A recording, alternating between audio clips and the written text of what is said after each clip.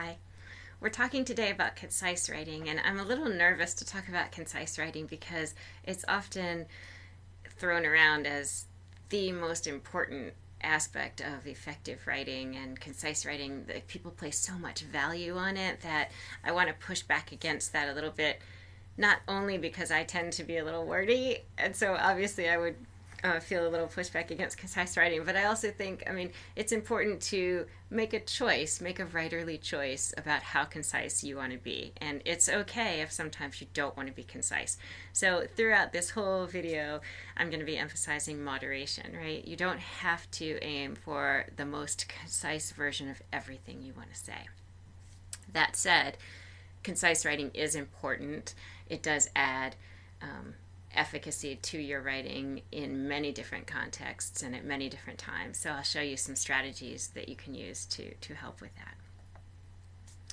First of all, I want to think about context. If you have a word limit, then it's much more important to be concise because you want to make sure that your ideas are communicated and that you're not kind of wasting precious space with words that don't need to be there.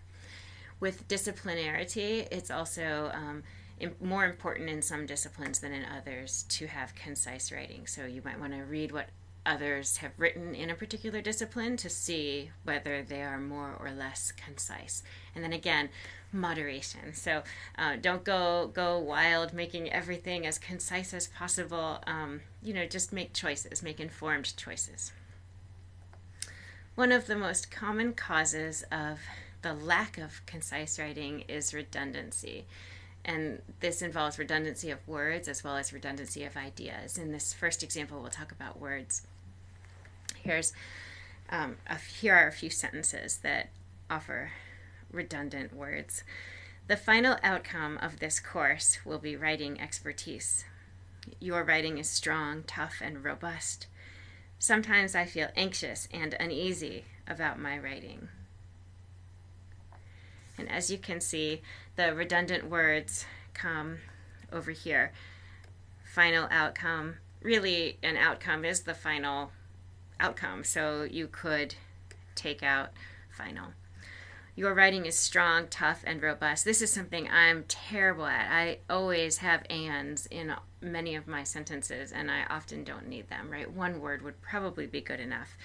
In this case, maybe robust has a slightly different flavor than strong and tough, but strong and tough are the same. So I think maybe I would go with strong. Sometimes I feel anxious and uneasy about my writing. In a way, this is emphasizing just how anxious and uneasy someone might feel. So maybe this writer really does want to convey the double nature of that anxiety, or maybe not. So if the writer wants to eliminate something, again, maybe he or she doesn't, but if the writer does, I think I would put anxious, since it's the kind of more honest version, right? Uneasy can maybe seem a lesser version of anxiety. Redundancy also happens, though, across a writing project based on ideas. Here's an example. Talent is not something people are born with or without. Talent is not an innate gift. Expertise does not come naturally.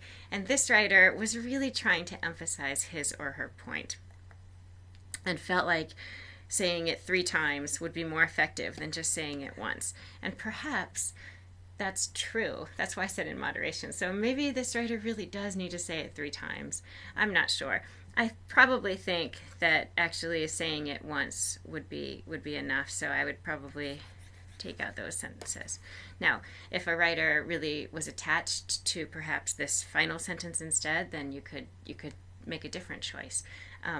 Sometimes we make the flaw of becoming too attached to certain ways that we've said it. Maybe this writer really loves the way he or she wrote it the first time, also loves the second time, also loves the third time, and can't make a choice. But when that happens, what I suggest is that you just take those sentences and don't delete them, but just move them to another document for another time, for another writing project, so you can have the beautiful sentence that you had written, but you don't have to have redundancy of ideas. Another aspect of concise writing that you'll want to be making choices about is elevated phrases and language. And this is particularly something to be thinking about in the context of academic writing, where students maybe are hoping to write to sound smart or to impress somebody, and so they'll use what they think of as academic sounding language, right? Or if you're trying to reach 2 pages, you'll kind of spread out your ideas using words as filler words. It's not the best idea, because you, as readers, you kind of know when you see a filler word or an elevated language. So here are 3 of the common ones that you might notice. At the present time, you could just write now. Due to the fact that, you could just write because. The reason for is another because, or perhaps why. You don't have to sound smart. You should just trust that you are smart and that your ideas are important enough that they are going to make a difference, not in necessarily the smart sounding phrases that you use. One other aspect of concise writing that you might want to be thinking about is unneeded qualifiers, such as, I am really excited to read your writing. Your feedback is absolutely essential, or learning how to write more concisely can be somewhat helpful. Here, the really excited, I would suggest that excited is excited. Like, I don't know if you can be really excited. It's already like a little more, it's a higher degree of enthusiasm than just enthusiastic or happy or looking forward to, right? I suppose you could argue that maybe this writer could take that out and use thrilled as maybe a more extreme version of really excited, but in general, probably excited is good, right? I am excited to read your writing. I don't need to say really. Your feedback is absolutely essential. Essential means that you can't live without it. You can't do without it, so you really don't need absolutely. And here, learning how to write more concisely can be somewhat helpful. I understand that this person is hedging on the somewhat, and since my emphasis here is on moderation with concise writing or aiming to be concise, I think I'm gonna leave this. I'm gonna write "stet," which means leave it alone. So sometimes it's okay to have a qualifier.